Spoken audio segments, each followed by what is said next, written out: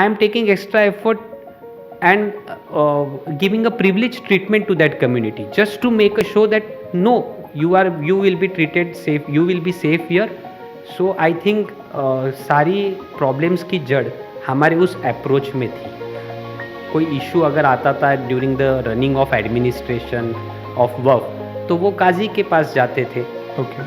तो आज वक्फ बोर्ड के पास जा रहे हैं. तो आपने पुराना ही मॉडल नए नाम देकर एक एंटायर मशीनरी खड़ी कर दी up to the central government level.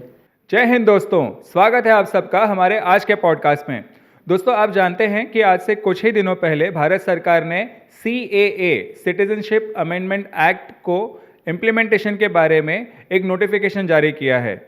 CAA जब 2019 में भारत की अपर और लोअर दोनों ही सभाओं ने पास किया था, उस समय पे बहुत ज़्यादा प्रोटेस्ट हुए थे. कई सारी पार्टीज़ ने इसके बारे में कई सारी गलतफहमियां, काफ़ी अफवाहें फैलाई थी और अब उन अफवाहों का बाज़ार फिर से गर्म है. ये पार्टियां सिर्फ एक पर्टिकुलर कम्युनिटी को ऐसे बता रही है कि उनके साथ अपीजमेंट किया जाने वाला है, उनके साथ ऑपरेशन होने वाला है, उनके साथ डिस्क्रिमिनेशन किया जाने वाला है. But at the same time इसी भारत की कुछ और माइनॉरिटीज़ हैं जिनको कई सारे राइट्स से वंचित रखा जा रहा है, जिसके बारे में कोई कुछ बात नहीं कर रहा है. ऐसा ही एक और एक्ट है जिसका नाम है वक्फ एक्ट 1995. जी हाँ, ये भी एक ऐसा ही एक्ट है जो सिर्फ एक पर्टिकुलर समुदाय विशेष के लिए बनाया गया था. ये उस समय की PV नरसिम्हा राव सरकार द्वारा पारित किया गया था और इस एक्ट में कई सारे ऐसे प्रावधान हैं जिसको कुछ लोग डिस्क्रिमिनेटिव मानते हैं, कुछ लोग ऑपरेसिव मानते हैं और कुछ तो कहते हैं कि इस एक्ट पूरी तरह से बेबुनियाद होने के कारण इसको रद्द कर देना चाहिए. बट इस टॉपिक के बारे में इस देश की एक पार्टी छोड़कर बाकी कोई भी पार्टी बात नहीं करना चाहती है. तो हमने सोचा कि क्यों ना एक इंट्रोस्पेक्शन करें. इंट्रोस्पेक्शन से मैं ये कहना चाह रहा हूँ कि हम ये नहीं कहते कि अगर भारत सरकार ने या अगर कॉन्स्टिट्यूशन मेकर्स ने किसी भी तरीके के कोई एक्ट को बनाया है तो वो नाजायज़ है, वो बिल्कुल गलत है.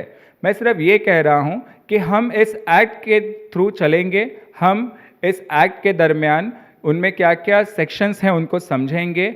हमारे जो आज के गेस्ट हैं उनका नाम है एडवोकेट यशोदीप देशमुख. वो खुद मुंबई हाई कोर्ट के एक लॉयर हैं और उन्होंने वक्फ एक्ट 1995 और इससे रिलेटेड जो भी डिस्प्यूट्स हैं, जो भी केसेस हैं, उनको बहुत अच्छे से हैंडल किया है और इसलिए ही becomes one of the prominent person जो इस एक्ट को हमको सही तरीके से समझा सकते हैं. मैं अगेन हमारे सारे व्यूवर्स को ये कहना चाहता हूँ कि मैं या हमारे जो आज के गेस्ट हैं वो किसी भी तरीके से ये नहीं कह रहे हैं कि ये एक्ट गलत है या ये एक्ट डिस्क्रिमिनेटिव है. हम सिर्फ इसके अंदर लिखे हुए सेक्शंस को समझेंगे और फिर मैं आपसे ये निवेदन करता हूँ कि आप खुद पूरा पॉडकास्ट सुनने के बाद अपने विवेक से तय कीजिए कि ये एक्ट क्या है, क्यों है, कैसे है, सही है या गलत है. तो आइए दोस्तों, सुनते हैं हमारा आज का पॉडकास्ट. धन्यवाद.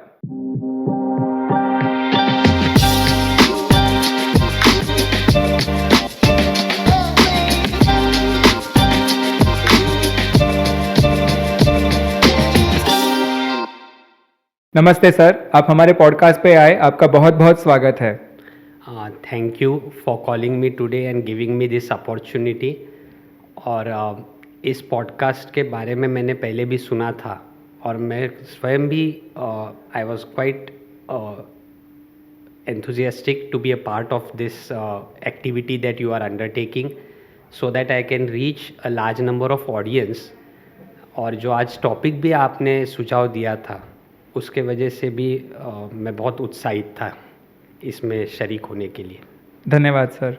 सो आज का जो टॉपिक है वो हम लोगों ने चुना है वक्फ एक्ट के बारे में, वक्फ एक्ट 1995. तो हम लोग इस टॉपिक में आगे बढ़ें, मैं इस टॉपिक की कंट्रोवर्सीज़ और उसके आसपास के जो भी सर्कमस्टांसेस है उनको देखते हुए आपसे ये विनती करूँगा कि आप अगर कोई डिस्क्लेमर देना चाहते हैं हमारे ऑडियंस को पहले तो वो आप कह दीजिए, ताकि आगे चल के कोई ऐसा ना कहे कि आपने ये जो बात कही थी ये गलत थी या ये हमको सही नहीं लगा. तो आप कोई डिस्क्लेमर देना चाहते हैं? मैं इतना ही बताना चाहता हूँ, जो भी आज मैं यहाँ पर बोलूँगा वो अपने एक्सपीरियंस एज अ लॉयर, अपने पढ़ाई के बेसिस पे जो मेरा पर्सनल ओपिनियन है इस कानून के बारे में और उसके वर्किंग के बारे में, उस पर मैं अपनी राय रख रहा हूँ। जो एक आम नागरिक के बतौर, एक वकील के बतौर मुझे अधिकार है, संवैधानिक अधिकार है, ऐसा मैं मानता हूँ। इसमें किसी भी समाज या फॉलोअर्स को, उस धर्म को मानने वाले को ठेस पहुंचाना, ये उद्देश्य है ही नहीं। ओके और इसलिए मुझे नहीं लगता है किसी को आपत्ति होनी चाहिए। सही गलत मेरी राय शायद किसी को पसंद ना आए या सही ना लगे, आई एम ओपन टू ये चेंज एंड करेक्शन ऑल्सो। तो उतना ही बस।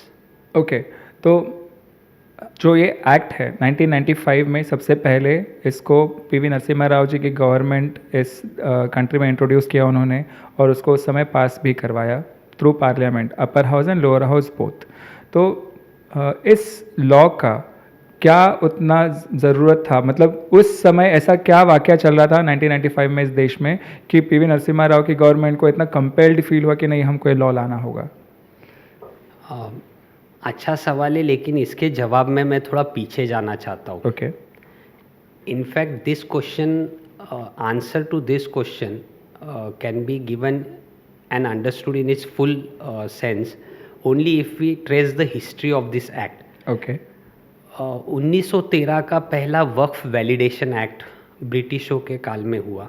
उसके बाद 1923 का एक एक्ट आया था वक्फ पे ही, और उसके बाद काफ़ी सारे, जब भी रिलीजियस अनरेस्ट था, कम्युनल टेंशन्स थे, राइट्स होते थे रेगुलर, तो फिर ब्रिटिशों का ऐसा था, as a coloniser and as an outsider, British देखता था भारतीय मुसलमान, ये हिंदू, एक धर्म के नाते, एक धर्म के लेबल से ही हमें देखने की आदत ब्रिटिशों ने बाद में डाली थी, और उसका उन्हें फ़ायदा भी था डिवाइड एंड रूल पॉलिसी के तहत।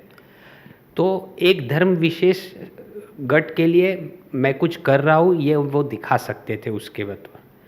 और इसके चलते ही their policies and their laws were also determined based on this approach towards countrymen of this country based on their religion. And so there were many amendments done in Waqf Act, and some were state level amendments. And then in 1954, post independence, came the first central Waqf Act. Okay अब 1947 में the partition, we had a very bloody partition, and the independence was unfortunately at the backdrop of partition and loss of lakhs, millions of people. अब इस partition के दौरान ऐसा हुआ था कि काफ़ी लोग इंडिया से खुद, चाहे सर्कमस्टेंसेस के वजह से हो या by choice also, people belonging to a particular community, they went to Pakistan. They decided, they gave up on this country, and this is very important, that at least some people or large number of people gave up on this country, कि हमें इस country से अब कोई लेना देना नहीं, क्योंकि हमें अपना देश मिल रहा है।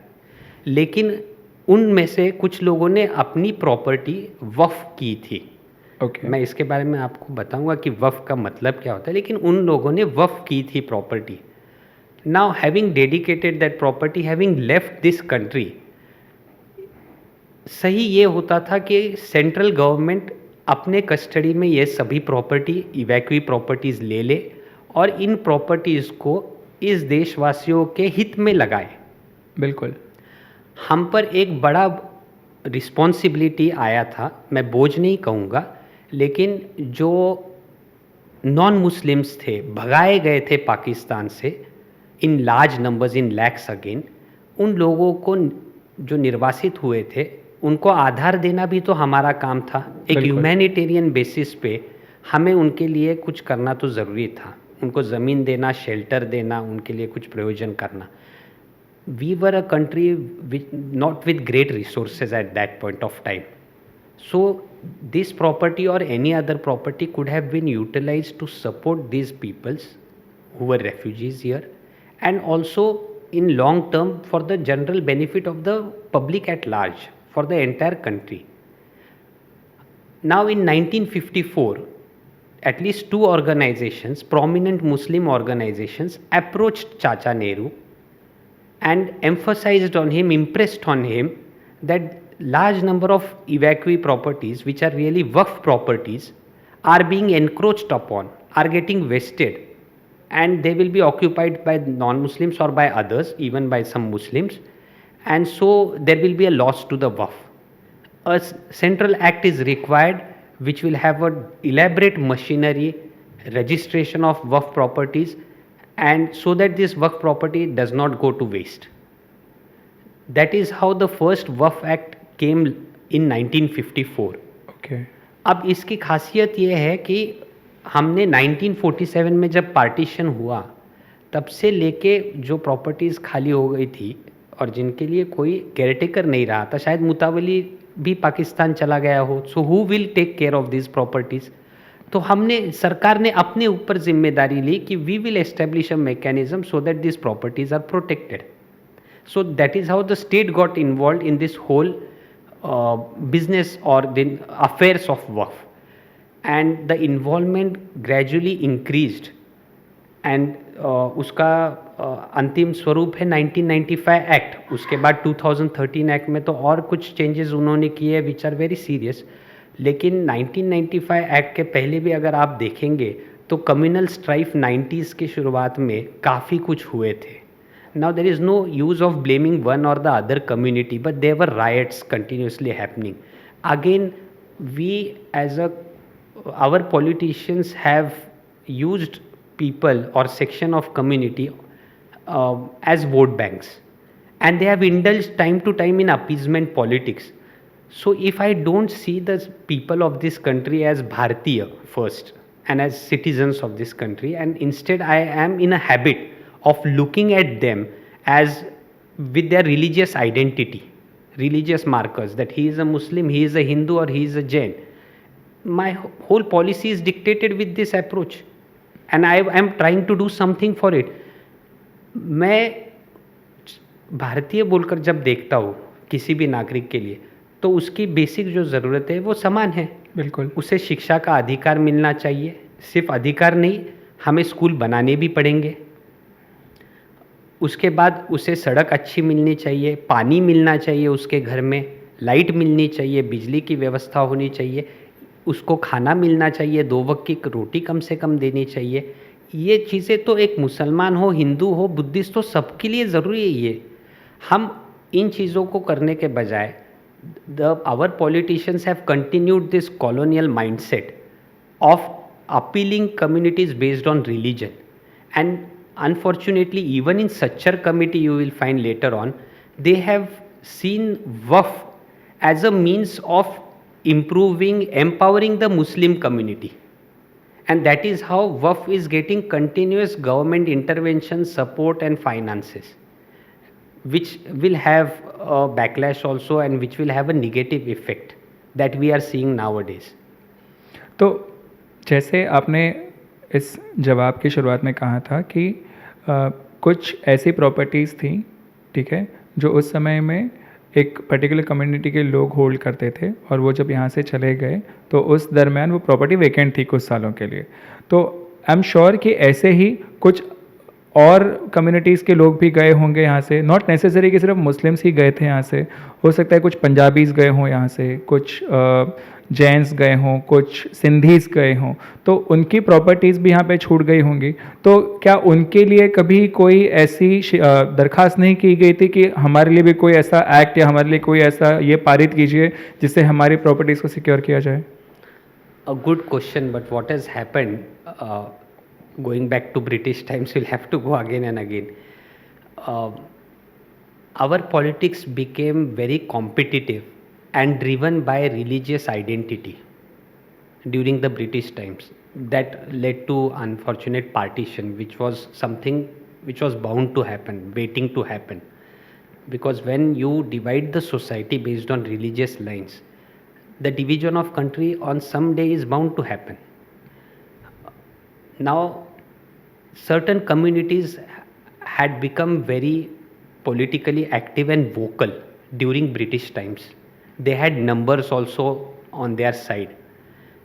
Those communities, that is why that community, even in India, when it became in that sense a minority, lost numbers, Still, it petitioned the government, impressed upon them the need to address issues faced by it as a community on basis on religion.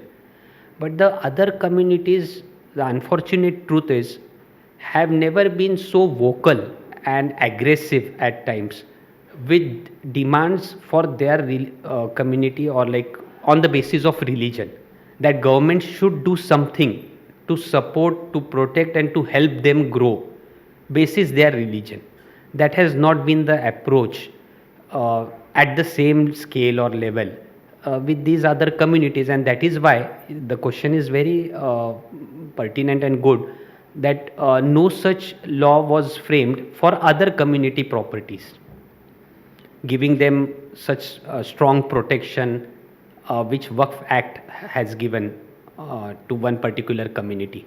And the unfortunate thing is that we never asked ourselves one question: what is happening with the minority communities in Pakistan and Bangladesh? Bangladesh was not there, of course, I know that, but present day Bangladesh, which was East Pakistan.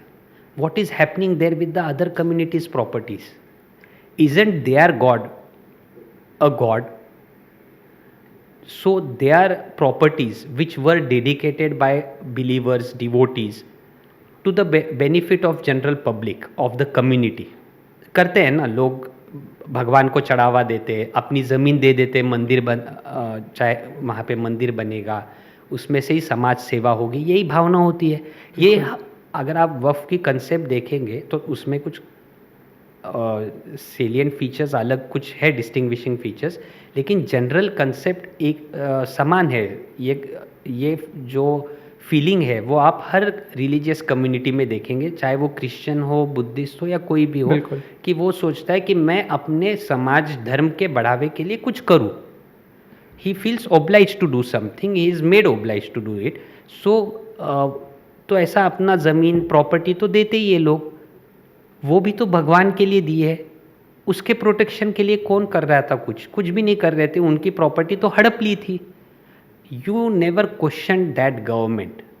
Okay, it was a affair which you had no right, or basically you had your own limitations, and then you wanted to show somehow that we are different.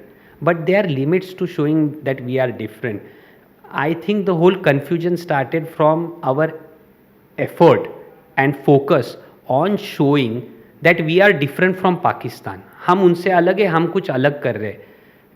We should have first introspected and find out that मैं कौन हूँ, और इसी सवाल के साथ हमारी पूरी वेदांता फिलोसॉफी शुरुआत हुई है। बिल्कुल, हमने इस सवाल का जवाब ढूंढा ही नहीं।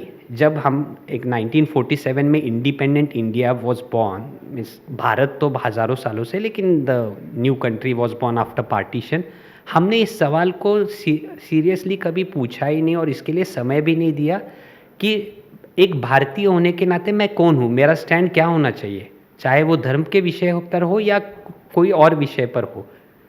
हमने इस सवाल को ज़्यादा अहमियत नहीं दी, लेकिन जो प्रेशर ग्रुप्स काम कर रहे थे उनको अपीज़ करने के लिए, और उनको ऐसा असुरक्षित माहौल ना लगे कि मैं माइनॉरिटी हूँ, मुझे सेकंड क्लास ट्रीटमेंट मिलेगी, ऐसी भावना बिना वजह भी अगर उसके मन में आती है तो I am going a mile ahead to ensure that he doesn't have that feeling. Instead of telling him that that feeling has no basis, I am taking extra effort and giving a privileged treatment to that community just to make a show that no, you will be treated safe, you will be safe here.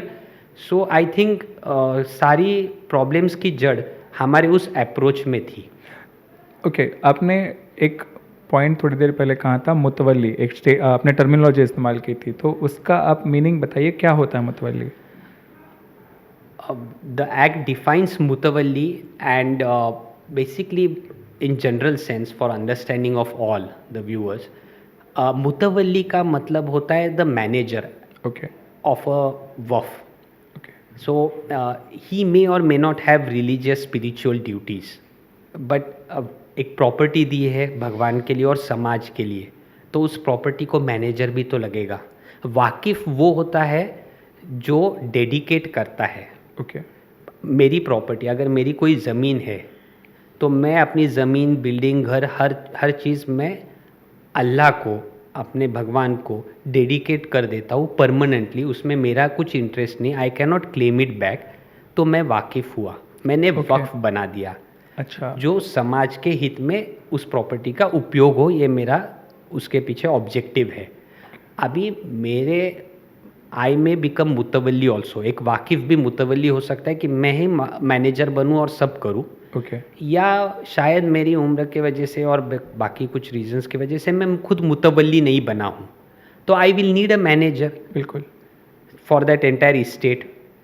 तो मुतवल्ली वो होता है। तो जब मैं इस act को पढ़ रहा था, मैं एक्चुअली लेके भी आया हूँ उस एक्ट को, I would like to show it to our viewers here. तो जब मैं इसको पढ़ रहा था तो मैंने इसमें एक और डेफिनेशन पढ़ा, दैट वाज अबाउट सीईओ। तो आई वाज क्वाइट सरप्राइज कि ये टर्मिनोलॉजी सुनने में बहुत मॉडर्न लगता है, बट ये इस एक्ट का हिस्सा कैसे बना? सी मॉडर्न तो है इसमें, आपको इस्लामिक लॉ में सीईओ वर्ड तो नहीं होगा।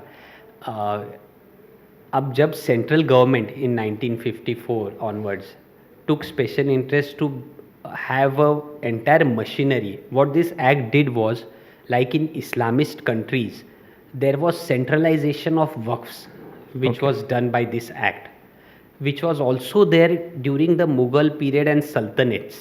Now that is understandable because they were openly professing a certain faith and were wanted to have their politics, their government machinery under the influence or following a particular faith. But with the involvement of our secular government in Waqf affairs, what happened is we just did not use the old terminology of Qazi and other things because we couldn't. We preferred new terminology.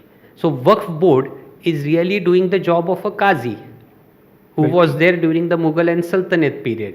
तो काजी के अधिकार में था कि काजी एक मुतवल्ली को, अगर वो सही तरीके से काम नहीं कर रहा है वक्फ प्रॉपर्टी का और वक्फ एडमिनिस्ट्रेशन का, तो काजी मुतवल्ली को निकाल सकता था। और डिस्प्यूट्स भी, कोई इशू अगर आता था during the running of administration of waqf, तो वो काजी के पास जाते थे।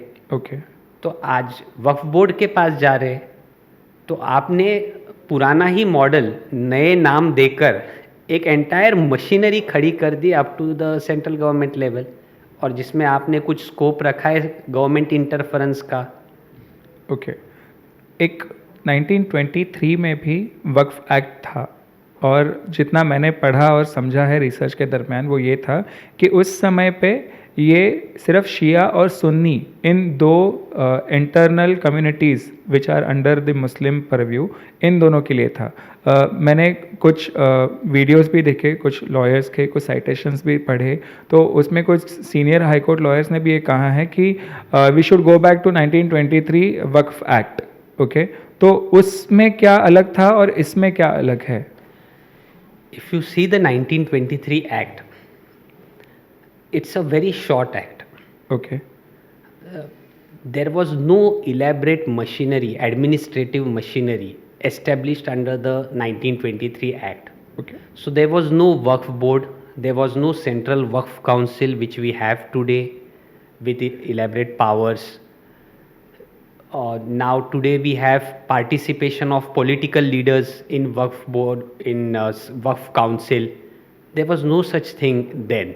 It was merely, the way I see is, it was an act to get the works registered so that in one place you have information of all works, and it was not an act. And one very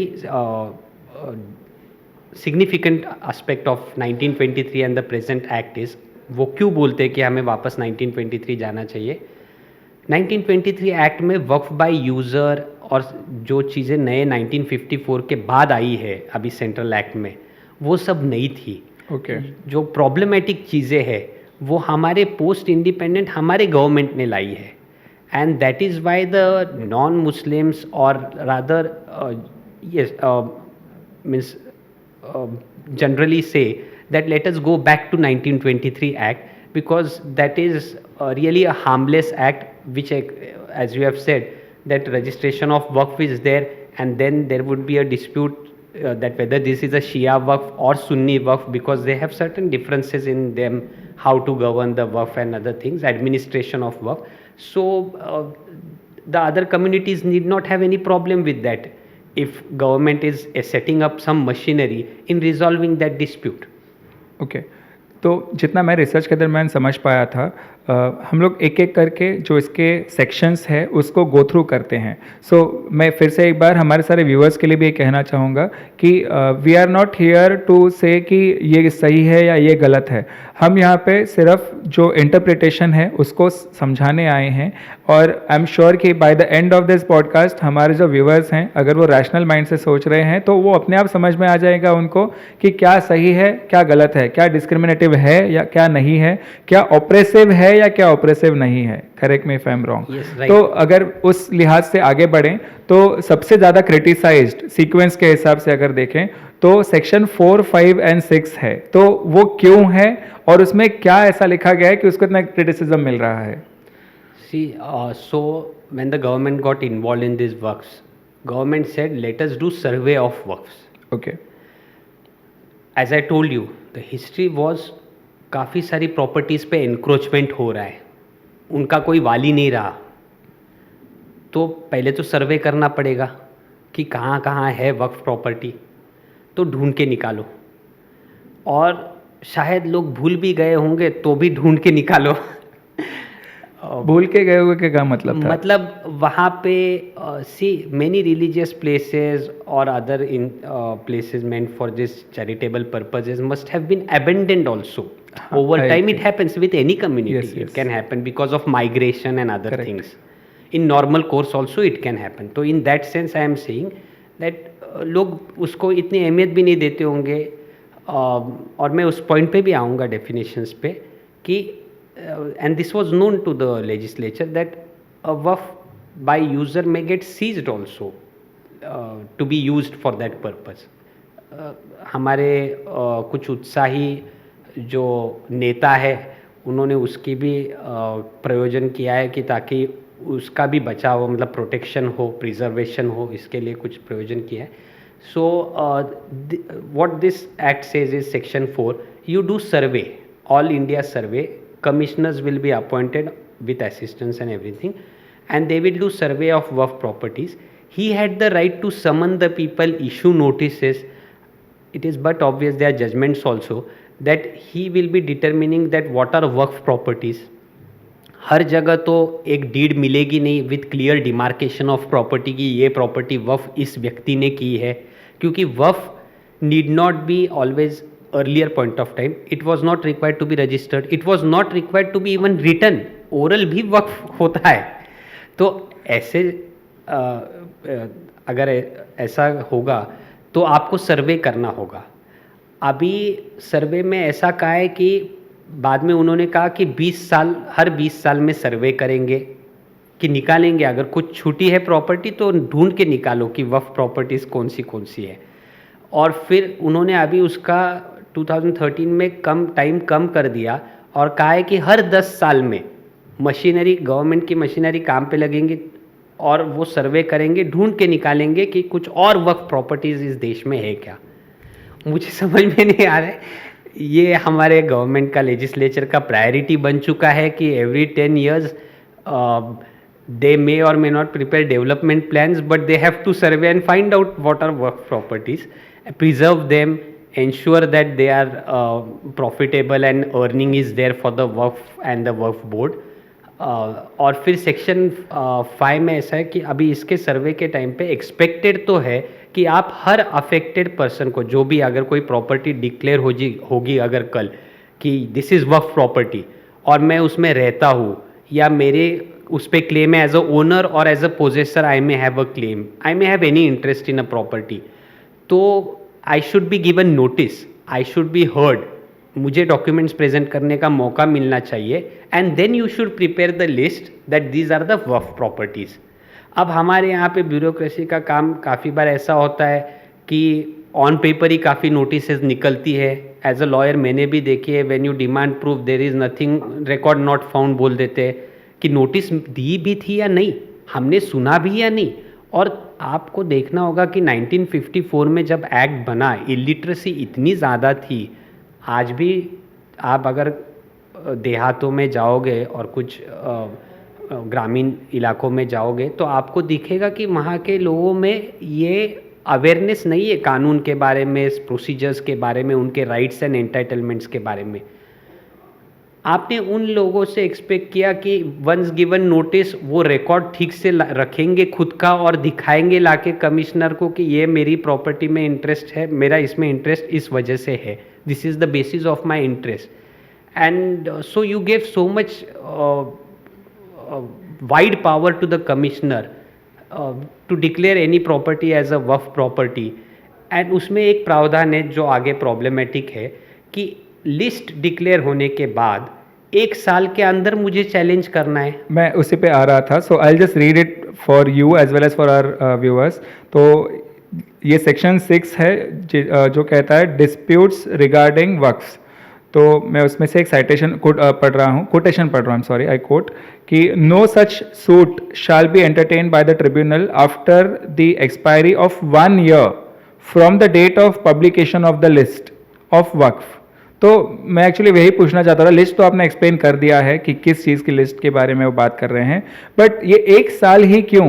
that is again a problem with this section and why it is controversial कि आपने आम आदमी को केवल 1 साल का समय दिया। और आप इससे कंपेयर कीजिए कि आपने अमेंडमेंट करके वक्फ एक प्रॉपर्टी को वक्फ डिक्लेयर करने के लिए वक्फ बोर्ड को लिमिटेशन एक्ट लागू ही नहीं है। लिमिटेशन एक्ट क्या होता है? Limitation act is the act which provides like limitation, मतलब एक मर्यादा कि आपको इस लिमिट में, इस मर्यादा में ही कोर्ट में आना होगा। That is there is a limitation on the remedy. आपका हक है, अगर मेरी प्रॉपर्टी है, कोई घुसखोर उसमें आके बैठा है तो मुझे समय दिया है 12 साल के अंदर, घुसखोरी के बाद 12 साल के अंदर अगर मैं कोर्ट में जाता हूँ, अपने हक को एस्टेब्लिश करता हूँ तो मुझे अपनी प्रॉपर्टी वापस मिलेगी। अगर मैं सोया रहा और 15, 20, 30 साल बाद कोर्ट में गया, सब कागज़ मेरे पास होंगे, लेकिन फिर भी कोर्ट कहेगा कि sorry you have come late, we cannot give you any relief. तो लिमिटेशन एक्ट को एक्सक्लूड किया है, मतलब कि अगर 50 साल पहले भी किसी ने एनक्रोच करके कोई बैठा होगा वक्फ प्रॉपर्टी पे, तो waqf board can go and say that sorry but this is a Waqf property, I should get back this position. आपने वक्फ के लिए तो ये अलाउ किया, लेकिन जिसको प्रॉब्लम है, कोई ग्रीवेंस है कि this should not have been included in waqf property because I have some rights और interest, conflicting rights and interest in it, आपने उनके लिए मात्र 1 साल का समय दिया है, which is too less in case of immovable properties. और ऐसी बात है कि आपको एक बात बताता हूँ कि आप ये लिस्ट पब्लिश करते हैं, मतलब गैजेट में पब्लिश होते हैं। अब कौन गैजेट पढ़ता है? काफ़ी बार इग्नोरेंस के वजह से ही 1 साल निकल भी जाता है देखते देखते। जब हमें तो तभी नींद खुलती है हमारी जब कोई ऑब्स्ट्रक्शन उसमें डाले, कोई पूछने आए कि तुम कैसे यहाँ पे रहते हो, ये तो वक्फ प्रॉपर्टी है, तभी उसकी नींद खुलेगी। लेकिन आप उसको बोलोगे कि आप क्या कर रहे थे, 1 साल के अंदर आना है। और यही आपका जो कंट्रोवर्सी का रीज़न ये है कि आपने दोहरे मापदंड रखे हैं। Okay. Because you at one point you say that Waqf board doesn't have limitation problem. It can come any point of time. जब जागो तब सवेरा। लेकिन आप एक आम आदमी के लिए जब जागो तब सवेरा नहीं है, आपको 1 साल में ही आना होगा। तो that is the major issue with this. The commissioner, the Waqf board will decide that this is Waqf. We are satisfied looking at documents. God knows what documents they have seen. They are satisfied with those documents, they will declare the waqf property. Now if you go back, पहले ऐसा होता था कि इतने गांव दे दिए या इतनी यहाँ से यहाँ तक की ज़मीन दी। This exact measurement thing like in metro cities now we talk in square feet terms, ऐसे तो पहले होता नहीं था। तो आप बाउंड्रीज कैसे डिटरमिन कर रहे हो? मेरा 5 फीट का भी अगर ज़मीन जाता है तो it's a problem for me एक किसान के Dispute दौर है। में। लेकिन आपने डिक्लेयर कर दिया कि नहीं आपका वक्फ में आ गया और 1 साल में आप आए नहीं तो आप गए, रेमेडी नहीं है। और उसके आगे प्रॉब्लम वो हम आगे देखते हैं सेक्शन 7 और इसमें। जी हाँ, तो मैं अभी सेक्शन 8 पे आ रहा था। ओके, उसमें ये लिखा है कि state government to bear cost of survey. तो ये बहुत सारे डिबेट्स में मैंने देखा है, ठीक है, कि एक प्रोमिनेंट सवाल पूछा जाता है कि इस देश में जो हिंदू टेम्पल्स हैं उनसे एक सर्टन टैक्स लिया जाता है। मैं ये क्यों साइड कर रहा हूँ मैं बताता हूँ। उनसे एक सर्टन टैक्स लिया जाता है, जबकि बाकी किसी भी कम्युनिटी के किसी भी जो रिलीजियस सेंटर्स है उसमें से किसी भी तरीके का कोई टैक्स लिया नहीं जाता। ऑन द वाइस वर्सा यहाँ पे उल्टा हो रहा है, जो मुझे एज ए लेमैन समझ में आता है। You correct me if I am wrong. यहाँ पे लिखा है कि state government to bear the cost of survey, मतलब आगे लिखा है the cost of making a survey including the cost of publication of list or lists of waqf under this chapter shall be borne by the state government. अभी जो हमने देखा कि आपने कमिश्नर अपॉइंट किया, इलेबरेट एक्सरसाइज किया ढूंढ कर निकालने के लिए प्रॉपर्टीज़ कि कौन सी वक्फ है, लिस्ट बनाई, तो इसमें एडमिनिस्ट्रेटिव कॉस्ट तो आएगा ही। Earlier the provision was that मुतवल्लीज of every waqf will contribute for the survey. Unfortunately, with this amendment, the state government took upon itself, like ये सेंट्रल एक्ट है, इन्होंने स्टेट गवर्नमेंट पे इसका लाइबिलिटी ऑब्लिगेशन डाला है कि आप एक्सपेंसेस बेयर करो। सो अभी गवर्नमेंट को क्यों, government which is a secular government, because we feel proud and Supreme Court has said in so many judgments repeatedly that even without the word secular in preamble this country was still secular. बिल्कुल। फिर government को ये खर्चा लेके ये ढूंढ के निकालना कि कौन सी प्रॉपर्टी वक्फ है, क्योंकि वक्फ क्या है, it's a religious connotation, it's a like एक मॉस्क भी वक्फ होता है। तो आपने एक पर्टिकुलर रिलीजियस पर्पस के लिए जो प्रॉपर्टी दी है वाकिफ़ ने कि शायद इसमें मॉस्क बने, इसमें मदरसा चलाया जाए, कोई भी रीज़न होगा रिलीजियस, चैरिटेबल और पायस, आपने उसको ढूंढ के निकालने के लिए और उसके प्रोटेक्शन प्रिजर्वेशन के लिए एक सेक्युलर गवर्नमेंट पूरा खर्चा उठा रहा है। तो और ये सब दूसरे कम्युनिटीज़ के लिए नहीं होता है। बिल्कुल। और इसी के चलते कम्युनल अनरेस्ट और आप एनवी क्रिएट कर रहे हो दो कम्युनिटीज़ में, नॉन मुस्लिम एंड मुस्लिम्स में आप डिवीजन कर रहे हो।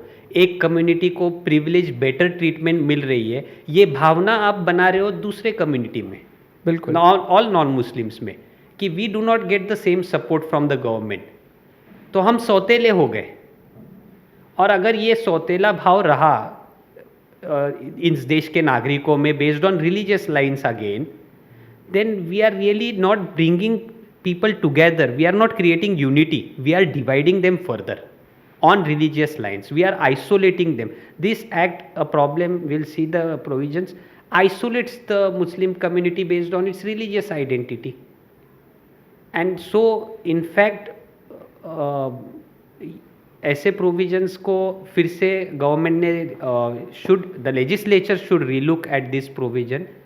And the earlier provision which expected the mutawallis, the waqfs, to spend the money for the survey because it is in the benefit of waqf. See, the mutawalli or the waqf will benefit from this entire exercise. So the waqf board or the waqf should contribute for this survey.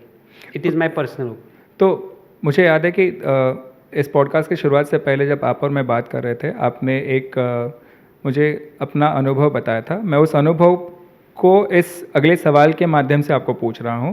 तो अगर हम section 40 की बात करते हैं, section 40 कहता है decision if a property is Waqf property, और उसमें सब सेक्शन 2 है, वो बहुत मतलब मुझे स्ट्राइकिंग लगा।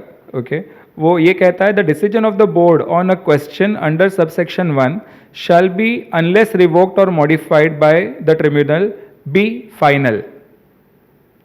तो मतलब अगर मान लीजिए कि आप मेरे लॉयर हैं और अगर आप मुझको रिप्रेजेंट कर रहे हैं और आप मेरे बिहाफ पे ट्रिब्यूनल में जाते हैं, वक्फ ट्रिब्यूनल में, और अगर वहाँ पे जो भी डिसीजन लिया जाता है वो फाइनल किया जाता है, तो मतलब मैं उसके आगे कुछ नहीं कर सकता? देखिए, ये एक एक्ट की खासियत है कि फॉर अदर रिलीजियस डिनोमिनेशंस और trusts which are secular in character, so trust need not always be for religious purpose, it can be for educational purpose. Agreed. So that way, so there is a general trust law, a uniform law which governs all trusts and public charitable trusts. We have a charity commissioner, assistants, deputies under him, joint commissioners. So there is an entire hierarchy of bureaucracy, the machinery working, which govern the trusts. Now a special law is made in its wisdom by the legislature for a particular community, giving special powers. The problem here is, for when I see the general trust law, एक Bombay public trust act भी है, Maharashtra public trust act, तो उसमें आपको appeal की काफ़ी सारे provisions है. बिल्कुल. आपको उसमें like you start from assistant charity commissioner और deputy charity commissioner, then joint, then charity commissioner, then you go to the district court and then to high court finally.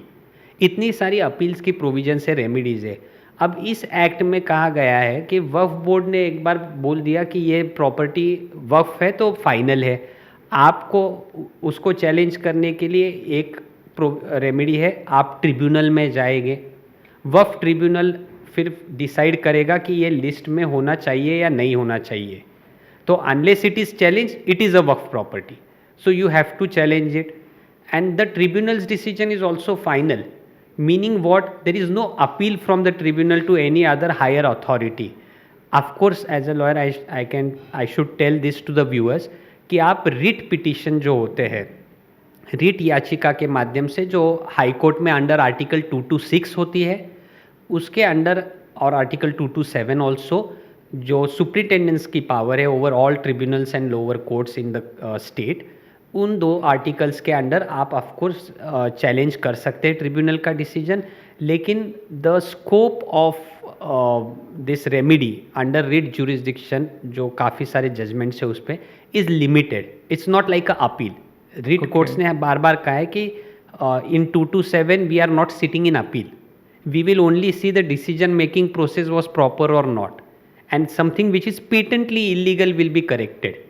तो आपने स्कोप कम कर दिया. और वही अगर आप एक under the general trust act, if you are governed, a Jain trust may be there or a Hindu trust is there, so for that trust I have 3-4 stages available with me to correct the errors.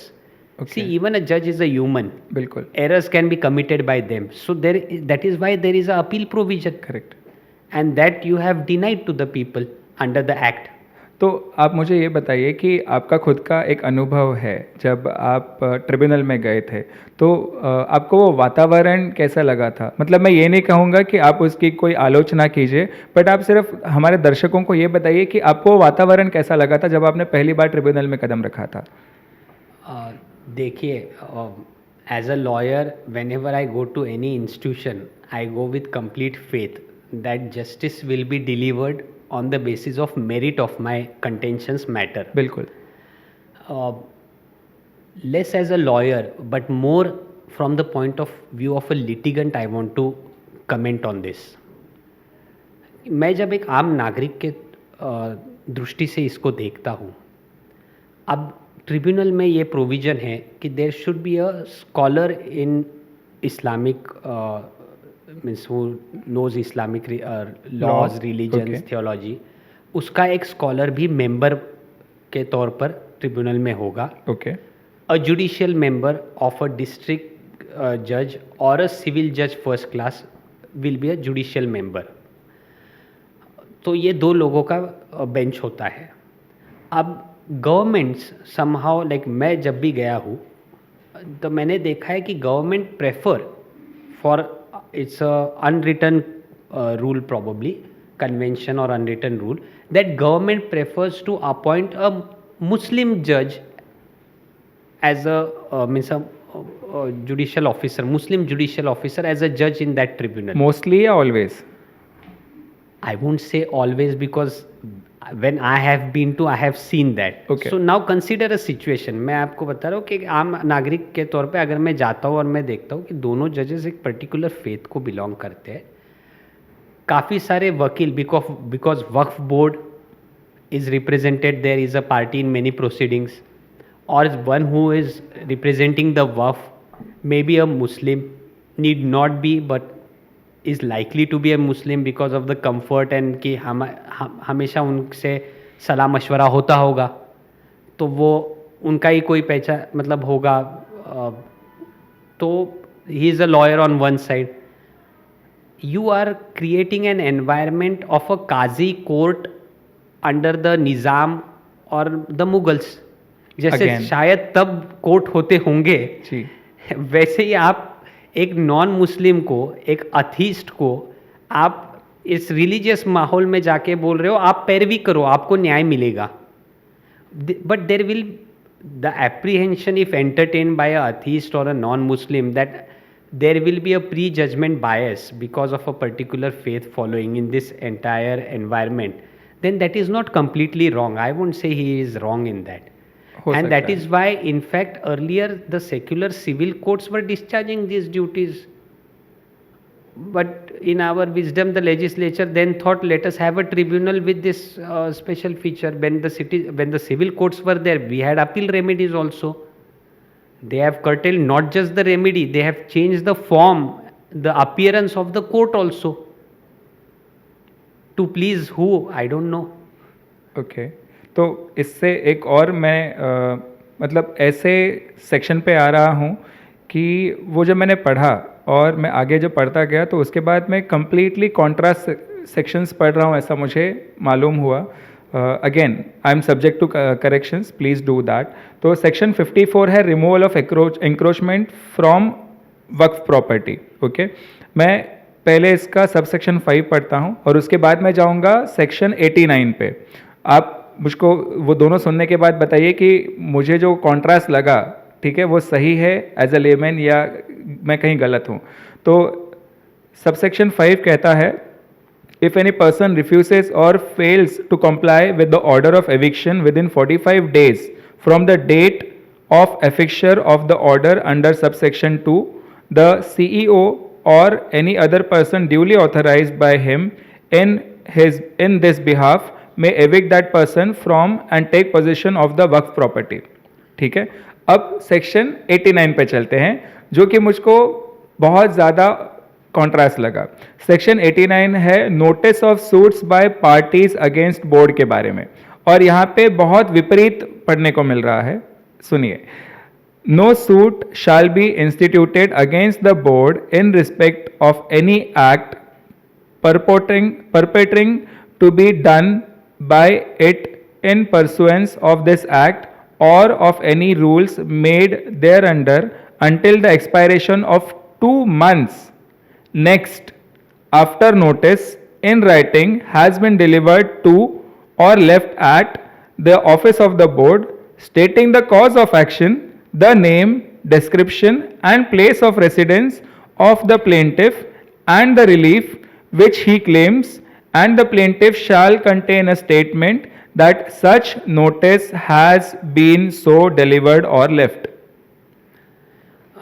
तो government ने और legislature ने basically ऐसा किया है कि इनको एक प्रति सरकार का दर्जा दे दिया है. मैं ये इसलिए कह रहा हूँ कि as a public institution CPC, which is a civil procedure code, which governs the civil litigation in our courts in the country. अब उसमें अगर आप किसी गवर्नमेंट या public authority, even municipal corporation for that matter, आप ऐसे public authority के खिलाफ जब केस फाइल करना है, आपको सूट फाइल करना है, तो नोटिस का प्रावधान है. बिल्कुल. अब उसका एक अच्छा रीज़न ये भी है, उसके पीछे इंटेंशन ये है कि गवर्नमेंट को आप नोटिस दीजिए, अगर वो प्रॉब्लम गवर्नमेंट लेवल पे ही सॉल्व करने जैसा होगा तो वो जो भी अधिकारी बैठा है उसे मौका मिलेगा to address the issue and it need not end up in court. So one way it prevents litigation, that is one of the reasons for it.